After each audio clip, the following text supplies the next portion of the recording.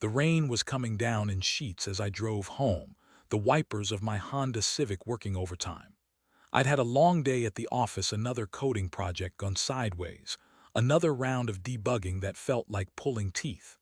I'm Torin, 44, and I work as a software architect in Seattle. It's a good job, pays the bills, but lately it's been draining me.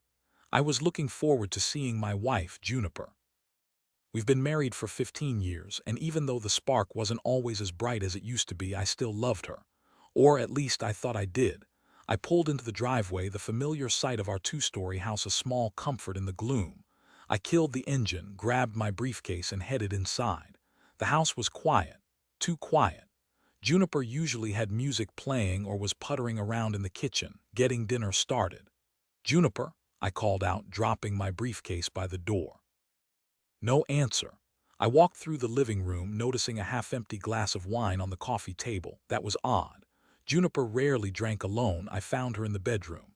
Not asleep, not reading, not doing anything that a wife should be doing when her husband comes home from a long day at work. She was in bed, tangled in the sheets with someone else. I couldn't see his face at first, but I knew that broad back. It was Silas, our neighbor. The blood drained from my face. My heart hammered in my chest. This couldn't be happening. Not to me. Juniper's eyes fluttered open. She saw me standing there, frozen in the doorway, and her face contorted in a mixture of shock and guilt.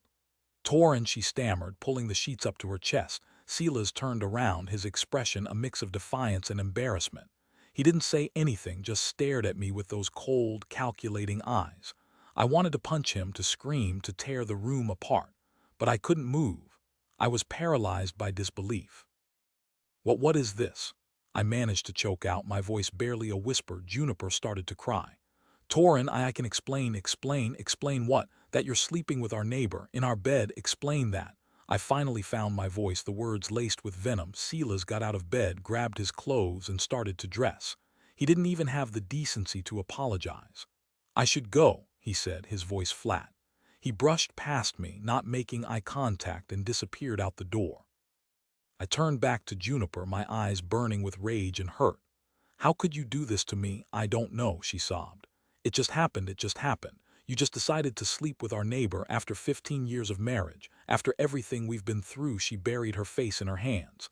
"I'm so sorry, Torin. I never meant for this to happen. Sorry. Is that all you have to say?" "Sorry." I paced the room, my mind racing. "How long has this been going on?" She hesitated. "A few months," she mumbled. "A few months. A few months of lies, of sneaking around, of betraying my trust." I felt like I'd been punched in the gut. "A few months," I repeated, my voice rising. "And you didn't think to tell me. You just kept stringing me along, pretending everything was fine." "I was going to tell you," she said, her voice muffled. "I just didn't know how." "Oh, I think you found a pretty good way to tell me," I said, gesturing to the empty space where Silas had been standing. "A picture is worth 1,000 words, right?" I couldn't stay in that room any longer. I turned and walked out, slamming the door behind me. I needed to get out of the house, to clear my head, to try to make sense of what had just happened. I drove aimlessly for hours, the rain still pouring down, the city lights blurring into streaks of color. I thought about Juniper, about our life together, about all the memories we had shared. Were they all a lie? Had she ever really loved me? Or was I just a convenient placeholder, someone to fill the void until someone better came along? I ended up at a bar on the outskirts of town, a dimly lit, smoky dive where I knew I wouldn't be recognized. I ordered a whiskey neat and downed it in one gulp. I needed something to numb the pain. The bartender, a grizzled old man with a sympathetic look in his eyes, refilled my glass. "Rough day?" he asked. I just nodded, unable to speak. What could I say? "My wife is cheating on me with our neighbor." It sounded like something out of a bad soap opera. I spent the rest of the night drinking, trying to drown my sorrows. It didn't work. The pain was still there, a dull ache in my chest that wouldn't go away. When I finally stumbled back home in the early hours of the morning, the house was dark and silent. I found Juniper asleep in the guest room, her face streaked with tears. I looked at her for a long time, trying to reconcile the woman I loved with the woman who had betrayed me. I couldn't do it. I went into the bedroom, packed a bag, and left. I didn't know where I was going, but I knew I couldn't stay there. Not anymore. I spent the next few weeks living in a cheap motel, trying to figure out what to do with my life. I called a lawyer, started divorce proceedings. The whole thing felt surreal, like I was watching someone else's life fall apart. One day I got a call from an unknown number. I almost didn't answer it, but something told me I should. "Hello," I said. "Torin, it's Gwyneth." The voice on the other end said, "Gwyneth, Silas's wife. What did she want?" "Gwyneth," I said, surprised. "What can I do for you?" "I know about Juniper and Silas," she said, her voice trembling. "Silas told me everything." "I'm sorry," I said, not knowing what else to say. "I know this must be hard for you." "Hard? It's devastating," she said.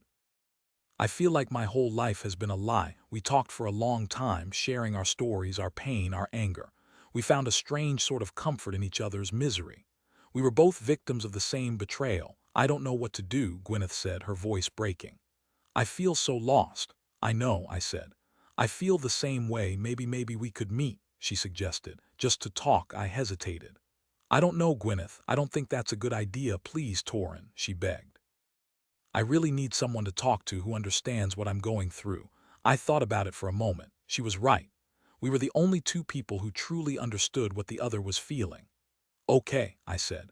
"Okay, we can meet." We met at a coffee shop a few days later. Gwyneth was even more beautiful in person than I remembered. She had a kind face, a warm smile, and eyes that reflected the same pain I was feeling. We talked for hours, sharing our stories, our hopes, our fears. We discovered that we had a lot in common. We both loved hiking, reading, and spending time outdoors. We both valued honesty, loyalty, and commitment. We both had been betrayed by the people we loved. As we talked, I started to feel something I hadn't felt in a long time: hope. Maybe, just maybe, there was life after betrayal. Maybe I could find happiness again. Over the next few months, Gwyneth and I grew closer. We spent more and more time together, exploring the city, hiking in the mountains, just talking and laughing. We found solace in each other's company, a safe space where we could be ourselves, without judgment or pretense. I still thought about Juniper sometimes, about the life we had shared, about the dreams we had made. But the pain was starting to fade, replaced by a sense of peace and acceptance. One evening, as we were sitting on my couch, watching a movie, Gwyneth turned to me and said, "Torin, I think I'm falling in love with you." I looked into her eyes and I knew that I was falling in love with her too. "I think I'm falling in love with you too, Gwyneth," I said. We kissed, a long, tender kiss that sealed our fate. We were two broken people who had found each other in the wreckage of our pasts. We were starting over together. The divorce from Juniper was finalized a few months later. It was a messy, painful process, but I got through it. I sold the house, moved into a new apartment, and started a new chapter in my life. Juniper tried to apologize, to explain, to win me back. But it was too late. The trust was gone, the love was gone.